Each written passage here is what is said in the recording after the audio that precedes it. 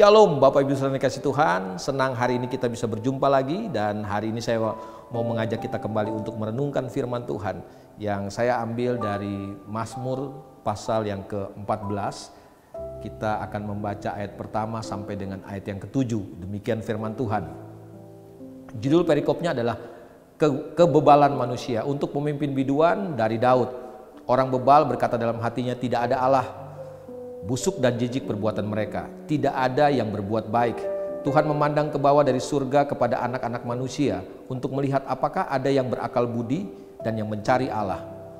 Mereka semua telah menyeleweng, semuanya telah bejat, tidak ada yang berbuat baik, seorang pun tidak. Tidak sadarkah semua orang yang melakukan kejahatan, yang memakan habis umatku seperti memakan roti, dan yang tidak berseru kepada Tuhan? Di sanalah mereka ditimpa kekejutan yang besar, sebab Allah menyertai angkatan yang benar. Kamu dapat mengolok-olok maksud orang yang tertindas, tetapi Tuhan adalah tempat perlindungannya. Ya, datanglah kiranya dari Sion keselamatan bagi Israel. Apabila Tuhan memulihkan keadaan umatnya, maka Yakub akan bersorak-sorak, Israel akan bersuka cita. Bapak Ibu Saudara dikasih Tuhan, pembacaan kita melukiskan bagaimana keadaan hidup manusia yang jauh dari Tuhan. Manusia-manusia yang disebut oleh pemazmur sebagai orang-orang bebal. Apa isi hidup mereka? Isi hidup mereka cuma kejahatan, kemudian kekerasan. Mereka melakukan hal-hal yang busuk, hal-hal yang jijik. Itu isi kehidupan orang-orang yang jauh dari Tuhan. Orang-orang yang hidupnya tidak mengenal Tuhan. Bahkan yang lebih parah lagi yang terjadi, yang ditulis oleh pemazmur adalah orang-orang jahat ini menindas orang-orang benar. Bukankah banyak kali sebagai orang-orang percaya, sebagai anak-anak Tuhan, kadangkala kita mengalami himpitan, kita mengalami tindisan, kita mengalami tekanan dari orang-orang yang tidak mengenal Tuhan. Bapak Ibu Saudara dikasih Tuhan, kalau itu yang terjadi, ayat-ayat firman Tuhan yang kita baca hari ini mau ingatkan buat kita, jangan takut. Kalaupun orang-orang jahat menindis kehidupan kita, kalaupun mereka menekan kita, kalaupun mereka sepertinya merancangkan sesuatu yang jahat buat kita, nggak usah khawatir, karena firman Tuhan katakan begini, Tuhan memperhatikan semuanya, Tuhan melihat semuanya, dan perhatikan baik-baik firman yang kita baca hari ini. Tuhan tidak tinggal diam.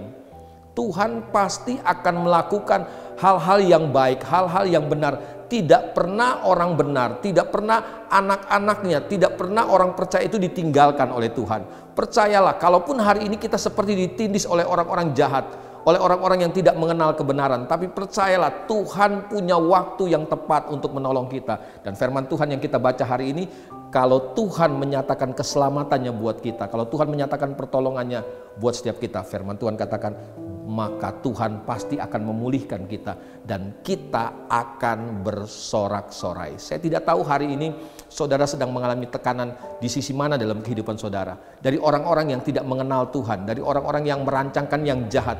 Mereka melakukan hal-hal yang menyakitkan buat kita. Tapi percayalah, Tuhanmu tidak pernah diam. Tuhanmu tidak pernah tertidur. Dia memperhatikan semuanya. Dia pasti akan menolong setiap kita. Mari hari ini tetap percaya kepada Tuhan apapun yang kita hadapi, karena Tuhan pasti menolong kita. Tuhan pasti memulihkan setiap kita dan kita pasti akan bersorak-sorai. Mari kita tundukkan kepala, kita akan berdoa. Bapa dalam surga, kami bersyukur buat firman-Mu hari ini. Kami percaya Bapa bahwa kadangkala dalam kehidupan kami menghadapi situasi yang sulit karena ada orang-orang jahat di sekitar kami, Tuhan, yang merancangkan yang jahat. Mereka ingin menghancurkan kehidupan kami, tapi kami bersyukur hari ini ada firman yang menguatkan kami bahwa Tuhan tidak pernah diam, Tuhan tidak pernah tutup mata, Tuhan melihat segala sesuatu, dan Tuhan janjikan buat setiap kami, Tuhan akan turun tangan, Tuhan akan menyelesaikannya, Tuhan akan memulihkannya. Walaupun orang merancangkan yang jahat buat setiap kami percaya Tuhan bisa mengubahnya menjadi kebaikan buat setiap kami.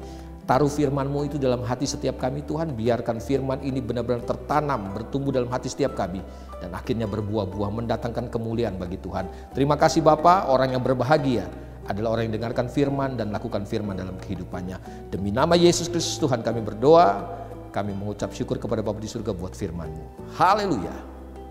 Amin. Tetap semangat, Tuhan memberkati.